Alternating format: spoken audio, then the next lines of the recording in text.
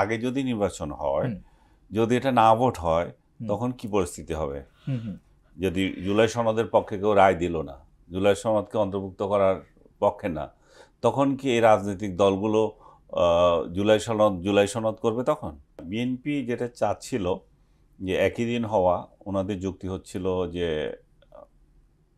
খরচ, আপনি যেটা হুম, হুম, বলছিলেন, খরচ, জনবল, এগুলো। আবার যারা আগে চাচ্ছে হুম, তাদেরও একটা যুক্তি আছে, তারা তো অযৌক্তিক বলছে না, তারা বলছে যে একই দিন এটা একটা ভেজাল তৈরি হবে, হুম। মূল দায়িত্ব থেকে এই দায়িত্বে আবার যাওয়া। তো সার্বিকভাবে এখন সরকারের উপর এটা দিয়ে দীর্ঘদিন হলো, যুদ্ধ হলো, যুদ্ধের পরে তো এখন সরকারের হাতে গেল। হুম। এখন সরকার কি কোর্টে নিচ্ছে, গেছে। সরকারের কোর্টে কি হচ্ছে এখন, তো সেটা তো কেউ বলতে পারে না সরকার এটা কি ডিসিশন দেবে। হুম।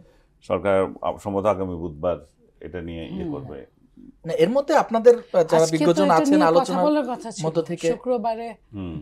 বলার কথা ছিল, কথা বলার কথা ছিল, এখনো কোনো রেজাল্ট আসেনি। রেজাল্ট তো আসেনি। বিষয়টা দাঁড়ায়, আমি ওইগুলো নিয়েও আশঙ্কা করছি না। আমি হচ্ছে যে আগে যদি নির্বাচন হয়, হুম, যদি এটা না ভোট হয়, হুম, তখন কি পরিস্থিতি হবে? হুম, হুম। যদি জুলাই সনদের পক্ষে কেউ রায় দিল না, জুলাই সনদকে অন্তর্ভুক্ত করার পক্ষে না, তখন কি এই রাজনৈতিক দলগুলো জুলাই সনদ করবে তখন? না, নাকি জুলাই সনদ রেখেই দিবে, আবার আবার না, জুলাই সনদের সংবিধানে অন্তর্ভুক্ত না করবে? জয়যুক্ত হবার মানে পসিবিলিটি কোন কোন দিক থেকে আছে, মানে কারা কারা এই নার পক্ষে থাকতে পারে বলে আপনি মনে করেন? থাকতে পারে যারা জুলাইকে পছন্দ করে না। তো এটার আপনি সংখ্যা আপনি কি যে বেশি বলছেন যে বেশি হবে? বিগত সরকার যারা হুম, এখানে হুম, ছিল, তারা বলবে যে আমরা জুলাই মানি না, আবার জুলাইয়ের সনদের কি দরকার, সনদকে ছুঁড়ে মারো। তো তারা আবার এটার বিরুদ্ধে ভোট দিতে পারে। আবার বিএনপিও দিতে পারে। বিএনপি বলতে পারে যে এতদিন ধরে আপনি বলছিলেন যে দীর্ঘ সময় কেন নিল, দীর্ঘ সময় নিয়েছিল, বিএনপি অনেক ইস্যুতে তাদের একমত না, নোট অফ ডিসেন্ট দিচ্ছিল।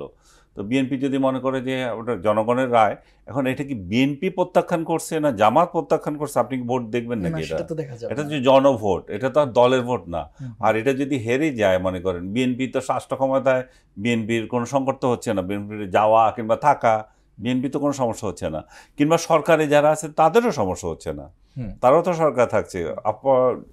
রেফারেন্স দিচ্ছিলেন যে অতীতে 2টা হানা ভোট হয়েছে, জিয়াউর রহমানের আমলে, এরশাদ আমলে, এরশাদ আমলে। সেগুলো তো একটা বিষয় ছিল, সরকারের বৈধতা প্রশ্ন ছিল। যদি ওই সমস্ত ওই হানা ভোটগুলো সব তামাশার ভোট ছিল। এরপরে যে ক্যাটেগরি গভর্নমেন্টের আমলে আরেকটা হয়েছিল যে উনি বিচারপতি শাহাবুদ্দিন থাকা না থাকা নিয়ে, উনি ফেরত যাওয়া নিয়ে, বা অ্যামেন্ডমেন্ট বলতে পারি সংবিধান সংক্রান্ত, সেটাও যে পাবলিক অংশগ্রহণ করেছে আমি দেখি নাই। সেদিন তুমুল বৃষ্টি ছিল, ঢাকা শহরে 1 হাঁটু পানি ছিল, কে গেছে কোনো এমন কোনো ছিল না। তারপরও এই সমস্ত ভোট হাঁ জয়যুক্ত হয়েছে, হাঁ জয়যুক্ত হয়েছে, হাঁ জয়যুক্ত হয়েছে, হয়ে যায় এগুলা।